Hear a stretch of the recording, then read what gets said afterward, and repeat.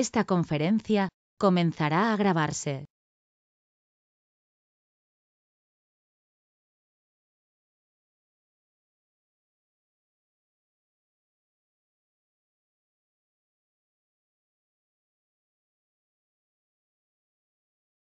Bom dia,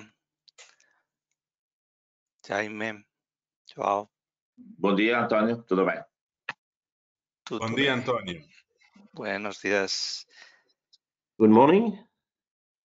Good morning.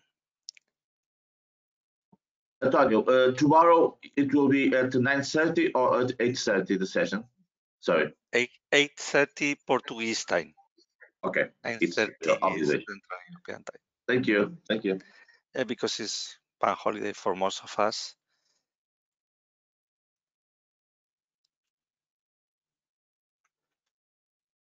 Good morning, Antonio.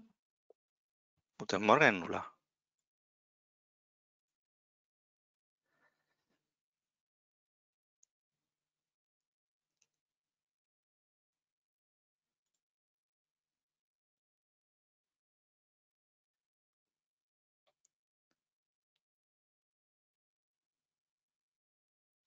So good morning. This is Aino-Maija Ruukkonen from Pori, Finland. How are you doing? Good morning. Happy to have you here. I know. Yes, Welcome. it's a pleasure to be here, and I look forward to Teemu's presentation because we have a little bit changed situation now because the schools will be opened on the 14th of May. So you are very According- busy with the reopening. Yes, because yesterday the Finnish government made decision concerning opening of the schools from 1 to 9. Okay, so thank you especially for you maintaining the date and coming here in those Yes, so it's busy a good. days. Thank you very Yes, much. so thank you. Okay, I will start immediately. Just I have so many presentations to open. Just one moment because I am looking for the right one, and we will start immediately. While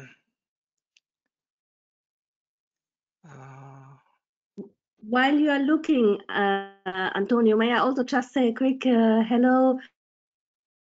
For sure, Ulla, go Colleagues from ahead. Pori, and I'm really pleased. I'm really pleased, Aino-Maija, that you also made it personally to join us because it's a member of Pori, and we had been there together already working very closely, and I'm looking forward to deeply impressed to what Pori is showing because when we went to Pori and looked at education programs. Thank you, Ulla, for your facilitation on the link with them. So we will start because we try to be very punctual and it's important to use the better way possible these 60 minutes that we have. So welcome everybody. As you probably know, most of you know, we are dividing today's session in 4 blocks. The first one will be introductory and we'll start with a presentation of a collaborative reference. Okay, for today we have Olivier. Sorry, because the pronunciation is Zimkowiak. Sure, no? Zimkowiak. Or Szymkowiak in Polish. Whatever. Bonjour, Olivier. So 5 minutes, your turn. Do you want to present? Yeah, sure. Well, thank you, Antonio, and I'm glad to be here to make a short presentation of our partnering against COVID-19 initiative. I will just open a quick presentation.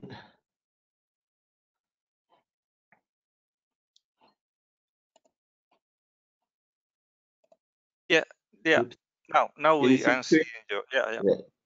Right. Perfect. Anyway, there is only one screen, so it's gonna be short. Well, basically, in the face of this unprecedented COVID-19 crisis, we all know that there is a very strong need for new diagnostics and therapeutic solutions.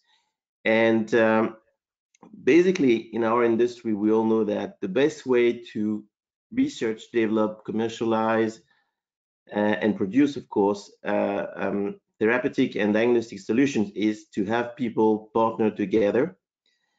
So in March, just a few weeks ago, we joined forces with two other companies, Evaluate Limited and Innova Software, to launch what we call the virtual partnering conference.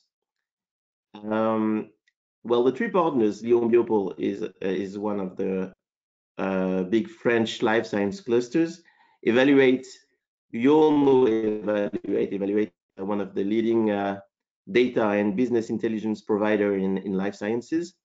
And Innova Software, I don't know if you know this company, but Innova Software is a small company based in Lyon, and it's a young startup, and they are the one who developed the partnering system of the bio conferences. So all together, the three of us, we joined forces, and in March started to think about what we could do and how we could organize a partnering conference so that at least there would be a start. People can meet, people can partner, public and private players can have short meetings and pave the way for future collaborations. So we launched the Partnering Against COVID-19 initiative. In just a few weeks, it was a big challenge. We did it with the support, of course, because of a lot of people. In addition to the founding members, Lyon Biopol, Innovate, and Evaluate, we had financing from our region or from the Lyon metropolitan government, and also from the EIT Health. And also we had the endorsement and support from almost 60 organizations, clusters, large organizations, of course, big industrial leaders like bioMérieux or Sanofi. It's important to mention that among the 50 to 60 endorsers, there are clusters and life science clusters from all over the world. I'm sure that among the people listening to us, to me today, there are some of the endorsers of this big event. You can see the link virtualpartnering.com. It's easy to access. And basically, what is it? What is this virtual partnering event? This is a free. This is important. This is free to access. This is a free H24 virtual partnering event that will take place between the 4th and the 6th of May. How does it work? Well, you all have attended conferences like the Bio Convention. Well, basically, people enter their profiles, and then they look for partners, ask for meetings, and then meetings will happen between the 4th and the 6th of May. They will be in audio and video. It will be short meetings, 30 minutes meetings. And the thing is that since it is virtual, it will be H24, so you can have partnering all over the day. You just have to enter the slots where you are available, and then schedule your meetings. It was quite a challenge to organize this this event, but it's already quite a success, since we have at the moment we have more than 2,600 participants from 75 countries. 60% of the participants come from Europe, about 27% from North America, 13% from Asia, and the rest from South America and Middle East. So quite a big international event. Over 10,000 meetings have been requested, and between 1,000 and 2,000 have been accepted so far. We are expecting to have the number of accepted meetings increase until the 4th of May, where the partnering event starts. Olivier, time to and your 5 minutes. Yeah, Close. Oh, sure.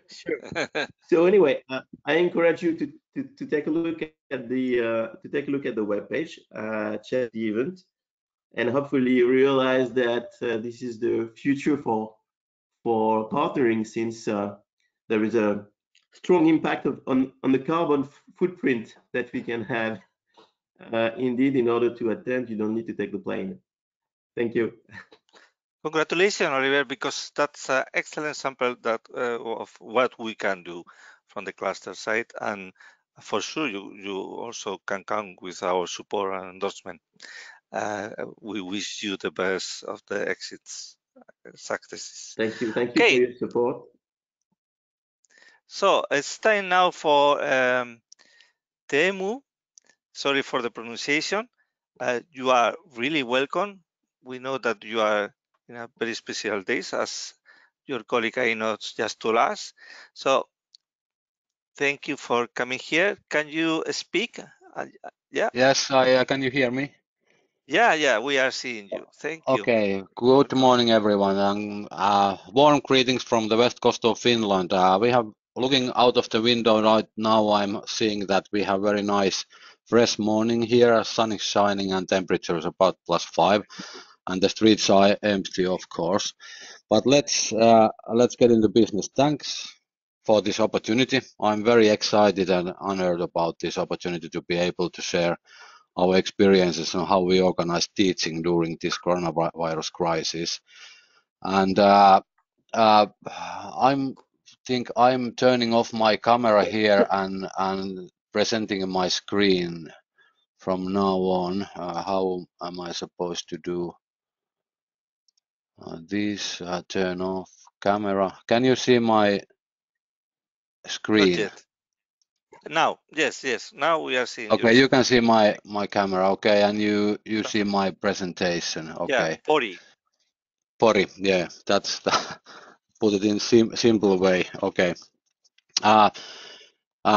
So briefly, I've been given 10 to 15 minutes, so I'm timing my presentation here. I don't be afraid.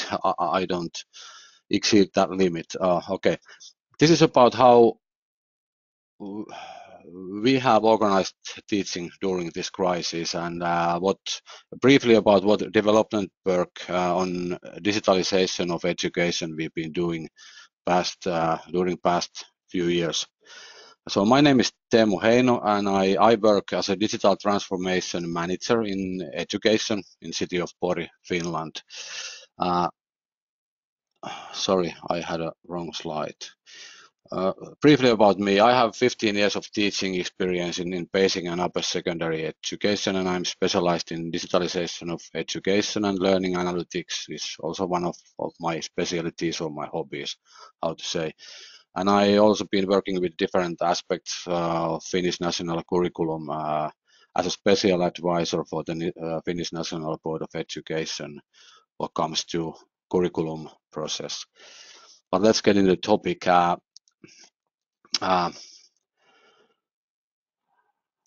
Next slide. This is briefly about Pori. A short introduction about the city of Pori. Our city is located on the west coast of Finland. You see the map here. It's the 11th largest city in Finland with about 84,000 inhabitants. You know, Finland is a small country by population. We only have 5 million people, so that's why you can rank 11th with less than 100,000 people in the city. In our system, we have 8,500 pupils and 600 teachers in basic and upper secondary education within 32 schools. The coronavirus crisis closed our school premises on March 18th, pretty much the same time as elsewhere in Europe, most places. And since then, we've been exercising distance learning. And by the way, Finnish, as the mayor Aino-Maija Luukkonen just mentioned, the Finnish government announced yesterday evening Finland is moving back to contact teaching after 2 weeks' time. What comes to the role of the city of Pori, and especially its Department of Education, how it's playing its role in the Finnish context, is that we are one of the leading cities in digital education in Finland. We've been doing quite a bit of grassroots development on digital education in Pori, and many details and models we have developed has been actually implemented also elsewhere in Finland. One evidence about our successful work is that we are the biggest beneficiary in Finland when it comes to the development project funding granted by the Finnish National Board of Education. So they obviously value our work in that sense. Okay, next slide. First of all, I have to say that the basis of digitalization of education and well-functioning distance teaching are the well-educated and skillful teachers on board. Only in Finland, also only few of them actually has ICT background in the education, but nevertheless we can say that with having put lots of effort to professional in-service training in Pori, in Finland in general, we've been able to improve quite a bit teachers' digital competencies during the past few years. And now, of course, the coronavirus crisis and distance teaching help us to take the digitalization process to the next level what comes to the teaching teachers' digital skills and competencies.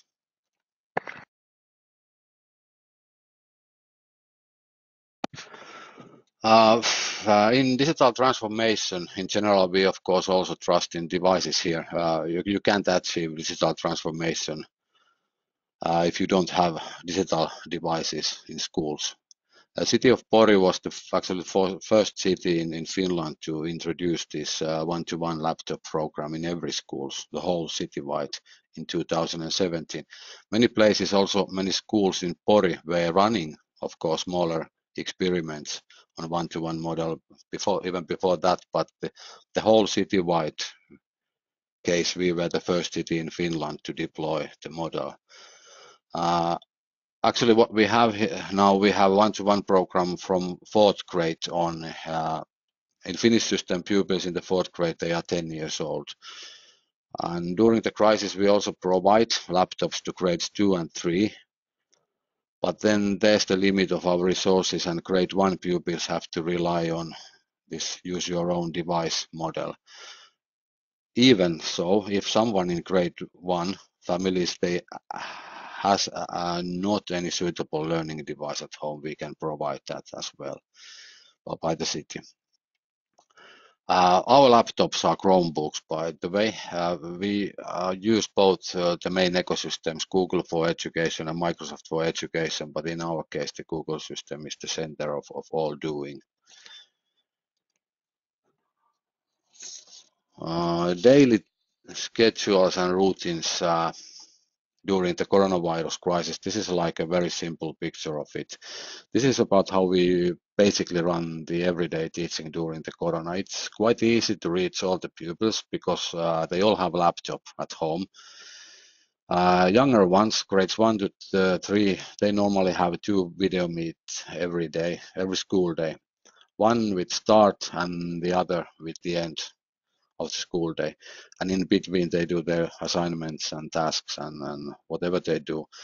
We noticed that it's very difficult for younger students to keep attention all day if there is more video meets.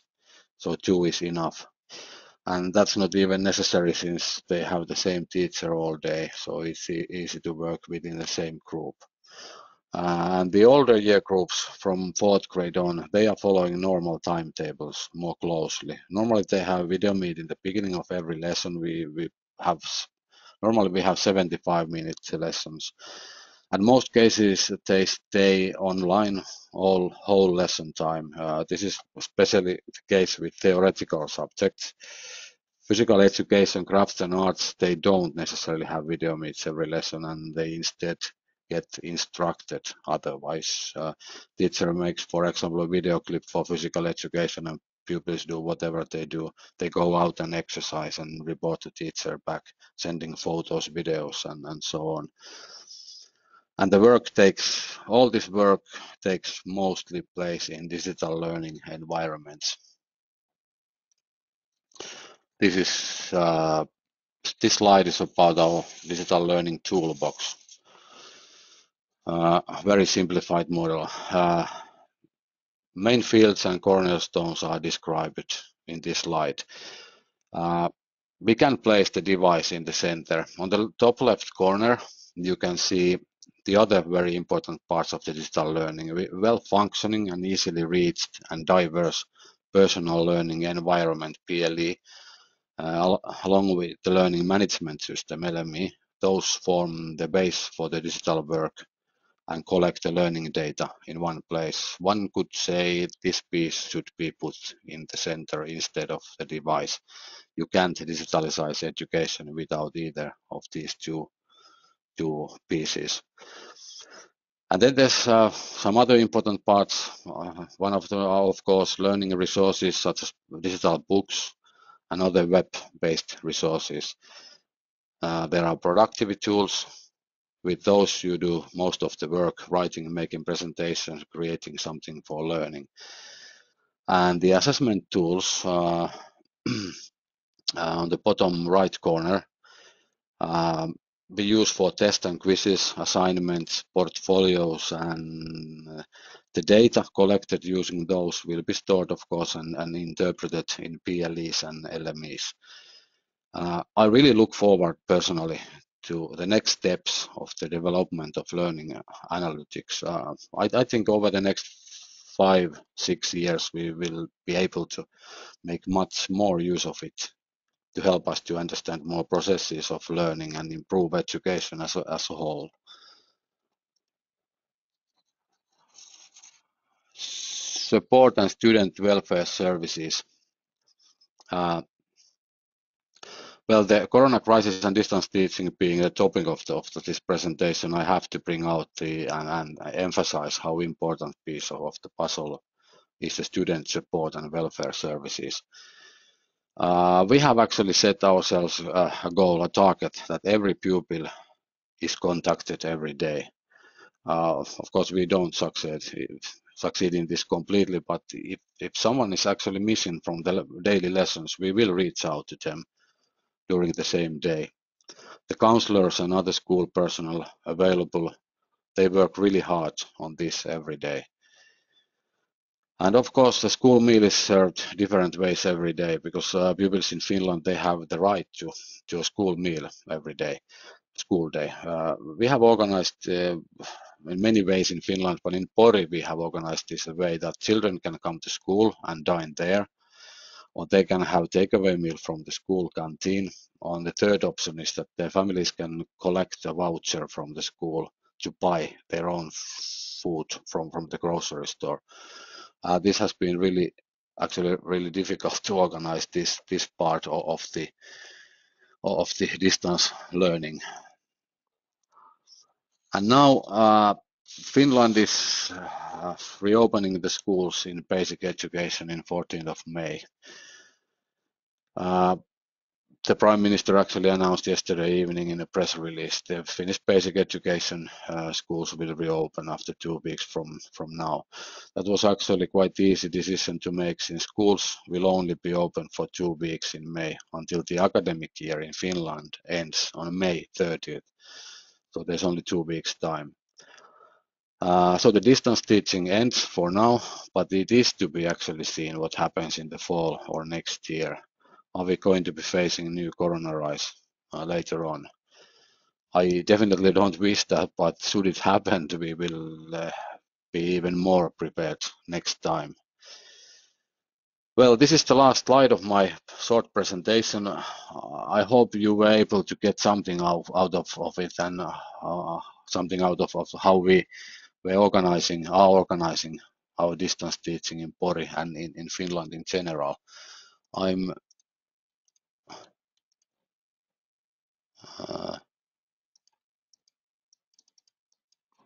Thank you very much.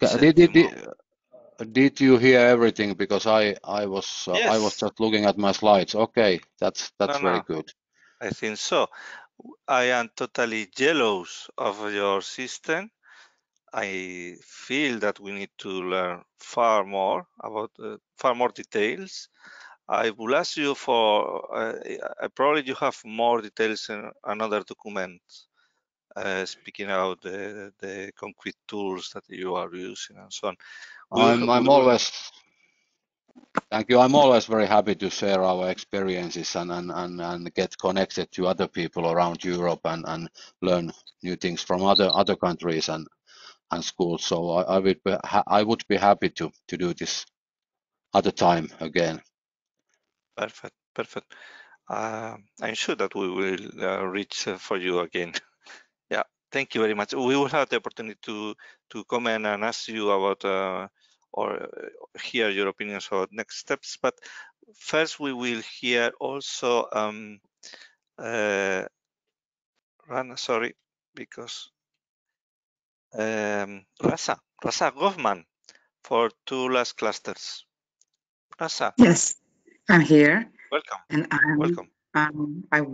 I would like to share one slide, one screen, and then have my 5 minutes of talking. Now, you are yes, the presentator. I see I have rights. So, do you see my screen? Not yet. Now, okay. Now you see it. So, no, we this have one? seen it for some seconds, but now we are not seeing it. Oh, interesting. Okay, trying again. Yes. Now, you're seeing my screen, yes. and then yes, now, this is it. This is it. Yes, this is it. Because I thought to talk about virtual reality and analytics and artificial intelligence, and I thought that handwritten note about all this technical stuff is the best. So I work with Tools cluster in Lithuania, and I actually lead a bunch of very technical guys who've been working with aerospace technologies and so on and so forth. And we joined one company which worked with virtual reality teaching models for ground services of an airport. And they thought that just transferring the modules one-to-one is not that interesting. And what they did last year, they created an analytics tool to analyze what are people doing during the learning in the virtual reality model and what can be changed. And we just thought that this could be really an interesting project, actually to analyze movements of a person in the virtual reality and even the eye movements in the virtual reality, because it's interesting data. Where are you looking at while learning if you are in the virtual space? And so we emerged in a very, then it was in the pre-corona times, it was very edge project, because we've paired with the Technical University of Vilnius, and they had a very fresh doctoral thesis on the analysis of eye movements in the virtual reality. The doctor is very new since September last year, and he was eager to meet the virtual reality guys and said, yes, we could do something. And then we talked to the psychologists, and we came up with a project actually, which is now in the phases of getting some funding, and we are setting it up. So think about all those paperwork and paper tests people are sitting before meeting the HR guy. When some of your characteristics like team playfulness or not are being evaluated, and those paper tests are not as accurate as they could be, because seeing all the list of the possible answers, you tend to choose the right one as you see it, Because if you are asked, would you lead an old lady through the street, your natural answer tends to be yes, even if you are not going to do that action.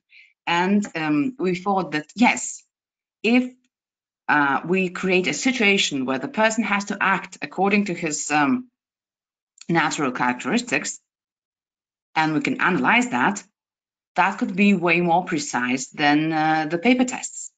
So we just built a team, and we thought how to make a virtual reality meet artificial intelligence and meet HR, and create a tool which evaluates a person basically under or in the same time as a paper test, but is way more accurate because you cannot lie in your actions. Or if you are an actor, but usually the actors don't go for engineer positions or to middle management. So what we are looking now for, we're looking for interested partners to join this project, to join the learning, the analytics, and the evaluation, eye tracking, and precision in one project. So that's one project I wanted to present. I think it's a next step in all the virtuality we're now living as a crash test. And for the COVID crisis, we've developed also a proposition to the hospitals to change the hand-to-hand training, let's say, of the nurses, to change it to the virtual reality trainings, because some of the professions did not even consider virtual reality trainings as possible, looking at it as it was very expensive. But now with the COVID crisis, we have this opportunity that close social contact while learning is not as preferred as earlier. And here the virtual reality training could come handy. And in Lithuania, we do have some know-how since last year about such trainings, how to conduct them, how to get the analytics for the student, for the teacher, and for client. Because there are VR tools for analysis of the actual actions, results, and even for the additional movements you could not detect in the pre-virtual reality times. We're eager to meet a hospital who wants to join it. That was it. Thank you, Rasa. Wonderful. And I think you are totally right. It's the moment for this kind of approaches. So good luck with the search. I'm sure that you will. Could you write your email on the chat, and so anybody that will be interested could reach for you? Yes, I'm writing the email right now. Thank you. Thank you very much. Now is now it's time for the next two blocks. Okay, we usually divide them on needs and solutions, but we want to be flexible.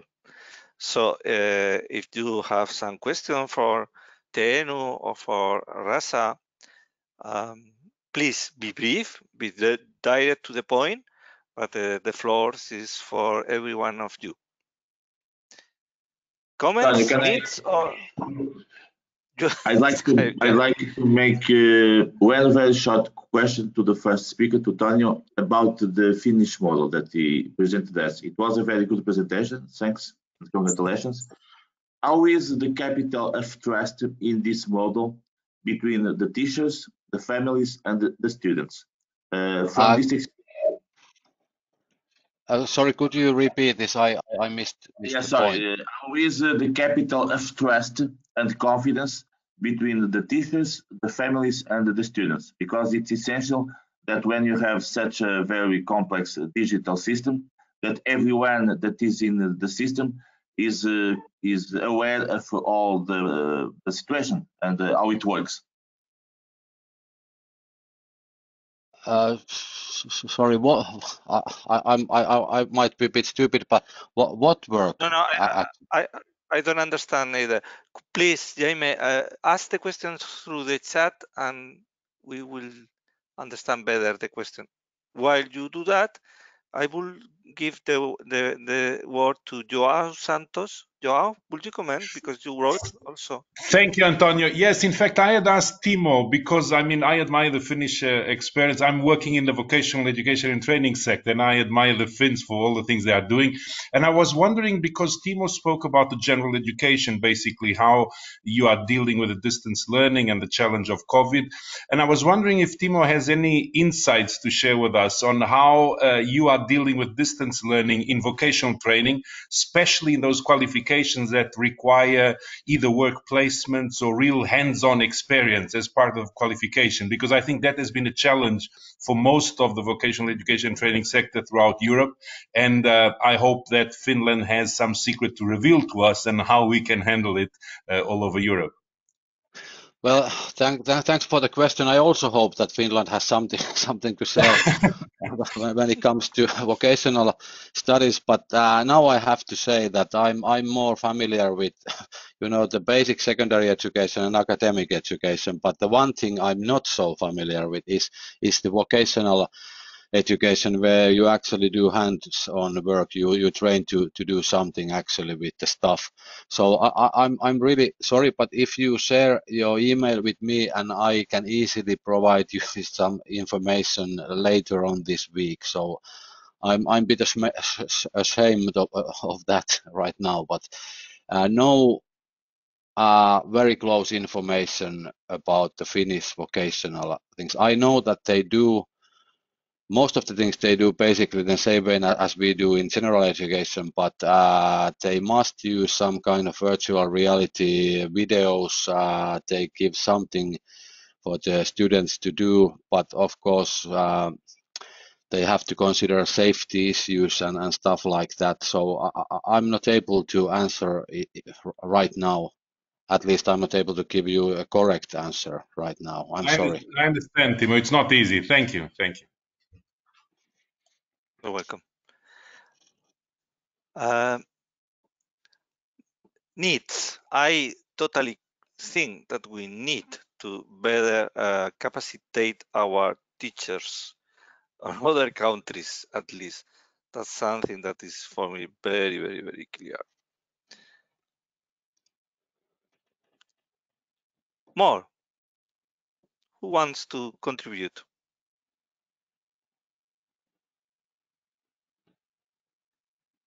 Jaime, I see your question. Just one moment.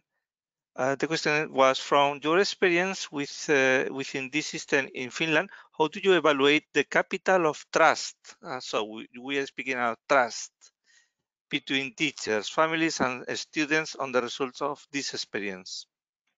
Now you actually, I'm going to have to ask you to explain the term capital of trust. What do you actually mean by that? When I speak about capital of trust is if the way that teachers, families, and students are involved in all this system is sufficiently understood by all of them. I don't know if you understand what I mean. So if yes, please. Do you mean that are we talking about the data privacy policy here, or Yes, something right. like that? Yes, that's right. Okay, now I understand. Well, the data in our learning management system and all those systems, we own the data. If we have a third party provider, for example, Google for education, Microsoft for education, we of course by the GDPR we make all the contracts and sign the papers. So we have to trust if we store pupils' data on those systems. But basically, we are running our own learning management systems where we by the city, as a city, we own the data, we keep it there, and I think everyone understands and accepts that easily. When pupil comes to school, first grade, pupil's name will come to our system, and we will store pupil with the data, learning data, and the other data concerning him or her. We store it there until the end of the school, 9th grade or after secondary education. So every family accepts this thing easily. We don't discuss about this much, but we don't give that data out from our system. We keep it there on our servers, and we only handle it. Is this the answer to your question, or am I still misunderstanding that? That's perfect. Okay, it was about the data and privacy. Okay, thank you. So continuing with the needs, I will ask you, Teemu, what would you help you? What kind of needs do you have? What can we do to help you? If you think now the industry or those software developers or those developing hardware or solutions, services, what can we do to help you? Well, the first thing comes to my mind is that as we like to share our experiences, we would like to get connected more closely to, with everyone. So we would like to know how the things are organized elsewhere. That's the most important thing for us, and enables us to develop our own system again, take it to the next level. So connection, those are the cornerstone. We are, what comes to services and devices and stuff like that, those are quite easy these days. No problem at all. But everything comes with how you train people, how you develop your own models, and you need quite a wide network to help you to do that. Okay, and don't you have it now? Sorry, perhaps it's a blunt question, but I am surprised because I would say that we could try to help, okay? But we need to understand. I'm happy to connect. Hi, Anna is talking. I have 2 kids in Spain, so I would be very happy to connect to any experience. Thanks a lot, Teemu, for your presentation. I think it's very interesting, and maybe we can apart from connecting to my local education partner here, I would be interested to know a bit more too. So if it's okay to discuss. Because in terms of needs, I understand that in terms of connection, you mean that you need more connection to other schools, other education system elsewhere in Europe. That's what I meant. Yeah, actually, what? Okay, no, because for me, seeing your model, I'm not sure how much more you can improve it if we compare it to some other models. But I'm very happy to connect. That's very nice to hear. Yeah, let's get connected then. Great. Thank you, Anais. I'm sure that Aurora wants to speak. You know me, Antonio. Good morning. Welcome, yes, I was welcome. Here thinking of how after the schools restart physically on place, what part was used before in the city that can be still useful to avoid that the time and the proximity, the physical proximity of the kids will not take virus home, which at least in Portugal was the main worry of stopping schools. So what can be done in the afterwards? That's a very good question. Actually, when the reopening of the school were announced yesterday evening, immediately after that, social media and newspapers and everything. All platforms were full of this discussion how to actually organize this, because there needs to be, when they get back to school after 2 weeks, there needs to be some kind of special arrangements. Even if they only have 2 weeks left before the summer holiday starts, but there has to be like a morning shift, evening shift. We can't just call all the pupils the same time in the same morning to come to school. So we have to do something. Was your question about this? Did you ask about actually about this, how we're going to organize it when getting back to school, and how to organize and preventing the children not to bring virus from school to home?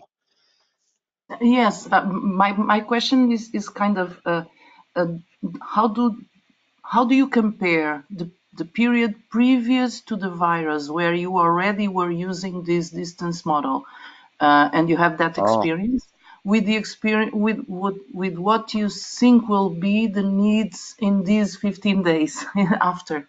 Okay.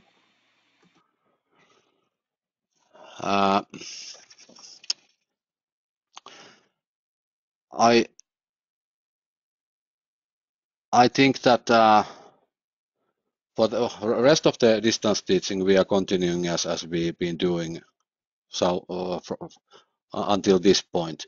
When we get back to school, we of course we stop the distance teaching, and we get back to normal mode, which is that we are using these digital tools as we tend to use those before the coronavirus, because we basically use pretty much every part of this model, how we're running the distance teaching. We are actually doing the same things when having contact teaching. So I think that's the easiest part. When we get back to school, we just get back to normal. I think the teachers are actually expecting that they do the same thing as they do before the coronavirus crisis. Although we only have these 2 weeks left, so what we have to do in school, we are collecting computers back, we are collecting the school books back, so that 2 weeks time will not be very normal school time in this May, the end of the academic year, when we get back to school. But the next fall is very interesting, how we're going to start. Do we still have some special rules or restrictions on when we start the academic year in the mid of August next fall? I still don't know if I answered your question completely, but okay. Teemu, are you studying some improvements to your system now? Are you studying the possibility to implement more new methodologies, or because I suppose that jumping from the daily routine on one face-to-face exchanges to the completely remote routine should be different. It is, but actually it's the same. It's vice versa what we did when we started like the distance teaching. We use those digital tools in everyday teaching. We've been using those like as a pen and paper. We use those as a productivity tools. We use those as a learning tools and everything. So it was quite easy to jump into distance teaching. So I think the other way around, it's not too difficult to get back to contact teaching. So the laptop is still there, but it's only a tool. We just stop using video meets. But the other parts of the one-to-one model and other parts of the digital pedagogical models, they apply to either normal teaching or distance teaching. So I don't think that we are going to be facing any huge leap here when we're getting back to normal. I have tons of questions, but I need to give the floor for everyone. More questions from the participants? Antonio, good morning, everyone. Italia from Italy. I'm very interested in the distance learning in VET, vocational educational training. We are facing this challenge in this moment, and it's not easy to deliver effective lessons on practical things. So also the same question from Joao Santos. We have the same problem, and we are trying to organize some transition solutions, but it's not easy because one thing is to deliver, for example, lesson in a biochemical laboratory, and in this case the teacher record himself during 1 hour lesson in the lab, and then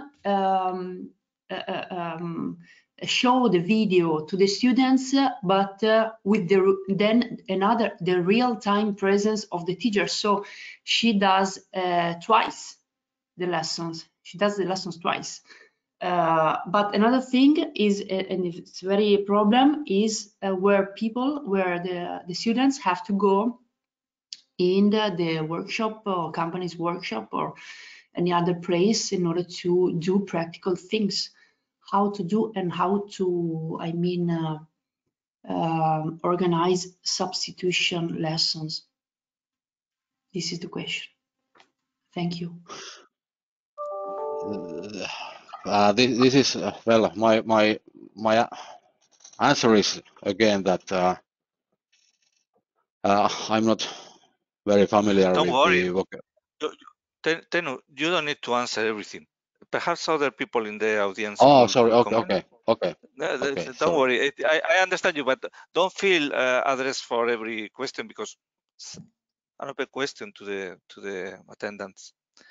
Can I jump in, Antonio? Yeah. Okay. Good morning, everybody. Yes.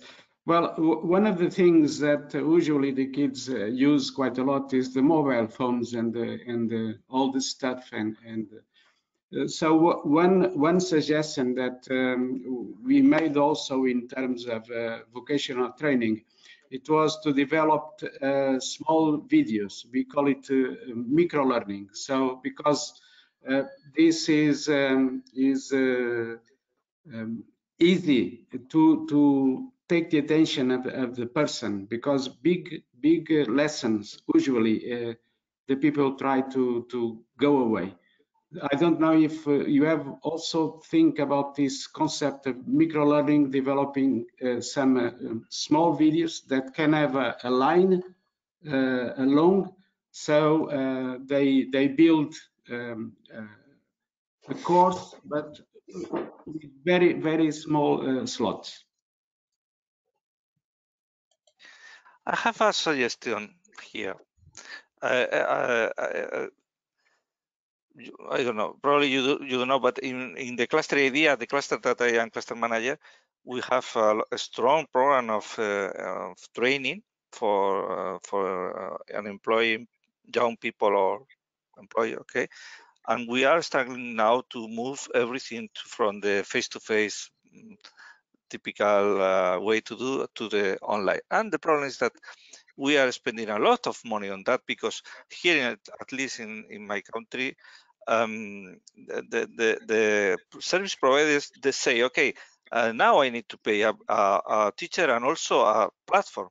and so the course is far more expensive now, okay, for us. Okay, why not to put in place a common platform for courses, kind of MOOCs? I don't know if you know the MOOCs format. Okay, so free or very cheap courses that we could share across Europe, and we could share them, even translating them to different languages.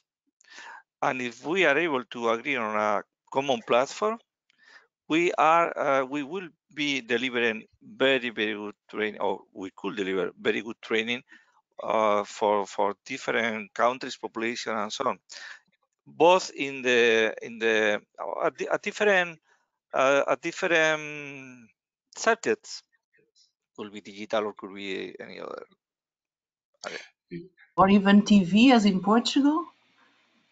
Because I see on the answer to my question on the chat that even Finland, which I consider a richer country than Portugal,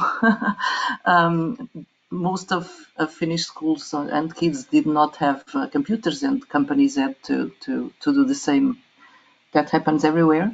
And maybe some kids are still lacking computers, as we know, for instance, in Portugal.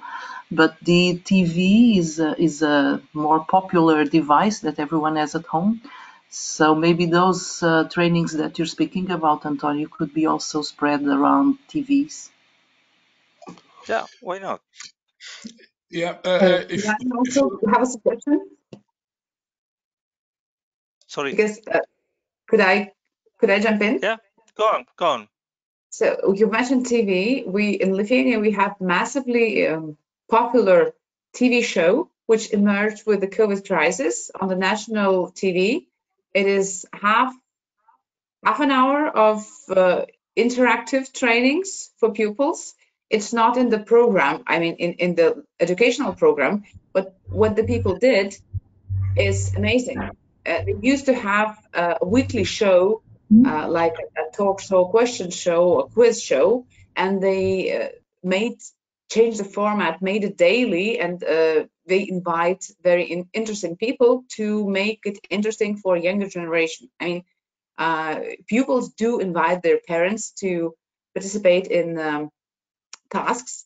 The tasks are simple, but they received like TikTok messages in thousands as a response to the show. So I think that a lot of countries have made their unique decisions and shows or education movies or something. And I think this could be just gathered and then evaluated as an experience.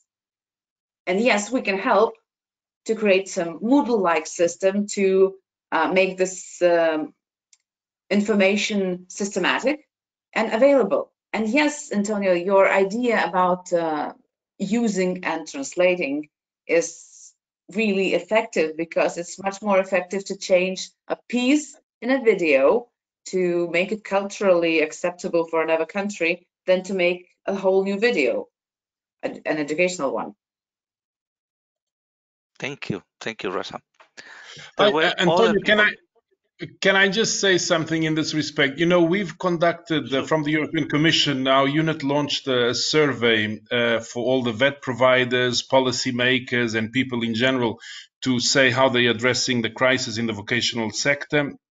And there were a lot of suggestions. One of the suggestions is exactly what you spoke about, that there should be a European platform with a sort of repository of distance learning, kind of MOOCs or whatever. But, you know, I find this idea, it's good in principle, but I find it very risky, because we risk making a gigantic platform of, you know, rubbish and very good stuff, a repository of a lot of material that then have very little practical use. Because, you know, there are basically two areas where we have to intervene. One is the formal education system, where there's a specific curricula, where, you know, certain learning outcomes have been established, usually by national qualification authorities or ministries and so on. And that requires a certain delivery of content, which cannot just be, you cannot just go into a repository and see, okay, I'm going to give this or that. It has to be in a structured way, and not having harmonized learning outcomes throughout education systems in Europe, it's very difficult to do something like that. And then there's the other part which has to do with adult learning and upskilling and reskilling. And there's a lot of solutions. I mean, we don't even have to invent a lot. There's many platforms, Coursera's, edX, where you can very quickly learn a certain topic and go on it, because it doesn't really, it's not part of a qualification. So any one of us, if anyone tonight wants to go and listen to one of the best professors in physics or in algebra from the MIT or from wherever, you can do it very easily. And there's a lot of things available there, and I'm not sure to what extent we should have a European repository of that, because the market itself is already providing quite a lot of stuff. What concerns me more is the formal education system, because the current crisis risks increasing the inequality and making social exclusion even wider, because the fact that some countries are capable of coming up with systems, coming up with education resources for distance learning, others cannot. While some children are in good homes that have good computer systems, have parents that can help them in the homework and so on, others cannot. And this risks, unless we have some kind of common approach, risks increasing much more the social inclusion as a result of not being able to go to schools, and also the diversity in approaches in the member states, that you'll have some where distance learning is really being done in a serious way, where the students are basically getting, well, I wouldn't say similar thing of being in school, but very similar to that. But in other cases, it's really not the case at all. So this will increase even the access and equity in education, initial education, which is a potential problem in the long run. Antonio, can I say something? Sure, Lula. Go on. Okay, so I've listened very carefully what you have said, and of course I admire the Finnish system, but the Finland is in a other position than most of other European countries as far as equipment and distance learning and artificial intelligence and other things are concerned. In Portugal, as João has already said, we are always afraid that the differences between students are growing instead of diminishing with all the distance. So we have a mentorship. We have mentors that are connecting with the students every day, so to make sure that they are accomplishing their tasks, because we know that some parents don't have the skills to supervise this, or are not at home, or they don't care at all, and this is a problem. So what Aurora has said about the TV, the study at home program, is very important in Portugal, because everyone has access, as I've explained in the other session, and it has been a success. And this TV program is accompanied by mentors from the school that accompany that supervise each student that has not access to internet or other equipment, and who is doing their tasks through TV. As far as vocational courses are concerned, Portugal is facing some the same problems as you have listed. And what we have decided that in the first and second year of this training, the vocational courses, we are developing the content and delivering the content of the third year, because the students are not able to go to the companies to do their trainings as usual. So we are delivering the concepts of next year, and then we are changing the study plan. And in the third year, the training hours will be different, of course, because it will be the sum from the second year and the third, and that's it. Our problem is with those students we are finishing right now the courses, and so they are doing some role playing all the time, as if they were training in a company, and which has to do with their final is linked to their final proof, what exam is kind of the exam that they do to finish the course. And this is very good because every student in vocational course, we have lent a computer and all the and the routers and everything, so that they we know for sure that they are able to accomplish these tasks. And we are learning every day. We are learning every day with each other, but this has been a very interesting process. I'm totally sure. Thank you, Ana Claudia, for your sharing. It's time to close. I'm full of questions without answers. I'm full of suggestions, and I'm totally sure that you too. I think that we should speak far more about that, and perhaps organize some kind of different format session, because in my mind we should go deep. We should analyze deeply some of the questions that we have opened today.